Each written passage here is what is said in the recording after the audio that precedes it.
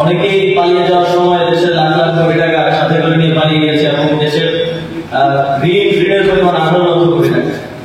এমন অবস্থায় জনগণকে এগিয়ে আসতে হবে। আর সেই জায়গা থেকে আমরা একটা ক্যাম্পেইন আগে এগিয়ে করছি। আমি এবং আমার মন্ত্রণালয়ের কর্মকর্তা কর্মচারীরাও তাদের একদিনের বেতন প্রধান উপদেষ্টা ত্রাণ তহবিলে জমা দেওয়ার ঘোষণা দিয়েছে। আমি আমার এক মাসের বেতন প্রধান উপদেষ্টার ত্রাণ তহবিলে জমা দেওয়ার ঘোষণা দিয়েছি এবং সকল পক্ষের কাছে আমাদের আহ্বান থাকবে কুমিল্লা, নোয়াখালী, ফেনী সাধারণত এরকম দুর্যোগের সম্মুখীন হয় না, কিন্তু সেই কারণে সেই ধরনের লজিস্টিক সাপোর্ট এবং প্রস্তুতিও আমাদের ছিল না।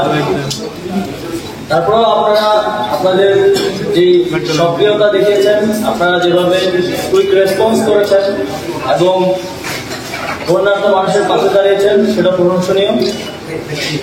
একই সাথে আমাদের জায়গা থেকে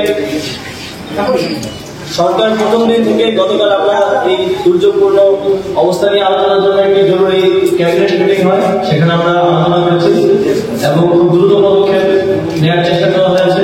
গতকালকে আমাদের ত্রাণ দুর্যোগ বিষয়ক উপদেষ্টা ফারুক আহমেদ স্যার এখানে এসেছেন এবং আজও তিনি দিকে গিয়েছেন এবং সকল উপদেষ্টারাই দুর্যোগ প্রবণ এলাকাগুলোতে যাচ্ছেন এবং সরেজমিনে দেখে দুর্যোগকালীন এবং দুর্যোগ পরবর্তী কি ব্যবস্থা নেওয়ার মাধ্যমে আমরা খুব দ্রুত স্বাভাবিক অবস্থায় ফিরে আসতে পারি সে বিষয়ে পর্যালোচনা করছেন।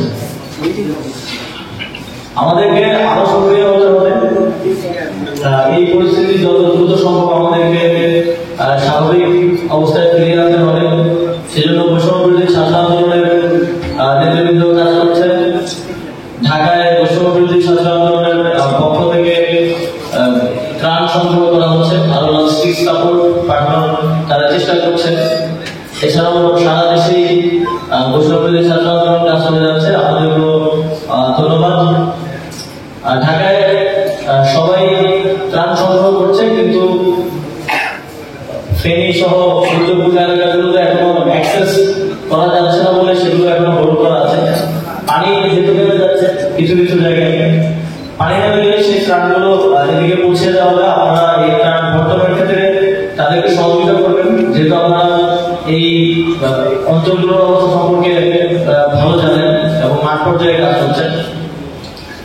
এই সময়টা আসলে আমাদের ঐক্যবদ্ধ হওয়ার একটি ছাত্র জনতার গণঅভ্যুত্থান, অনেক রক্ত এবং শহীদের জীবনের বিনিময়ে আমরা একটা নতুন বাংলাদেশ পেয়েছি, কিন্তু সেই বাংলাদেশকে পুনর্গঠন করা, নতুন করে গড়ে তোলার গুরু দায়িত্বটা আমাদের হাতে এসেছে।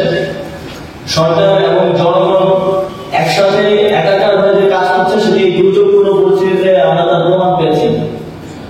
সারা দেশে আমি কখনো দেখিনি কিংবা শুনিনি যে এরকম একটি দুর্যোগে দেশের প্রত্যেকটি পক্ষের মানুষ একসাথে হয়ে কাঁধে কাঁধ মিলিয়ে কাজ করছে। এটি একটি আশার আলো দেখায় আমাদেরকে যে সামনে নতুন বাংলাদেশ গড়তেও আপনারা এভাবে সহযোগিতা করে যাবেন এবং জনগণ এবং প্রশাসনের নির্বন্ধনের মধ্য দিয়ে আমরা বাংলাদেশকে একটি নতুন পথ দেখাতে পারব। ধন্যবাদ সকলকে। আজ আর বেশি সময় নিচ্ছি না আপনাদের।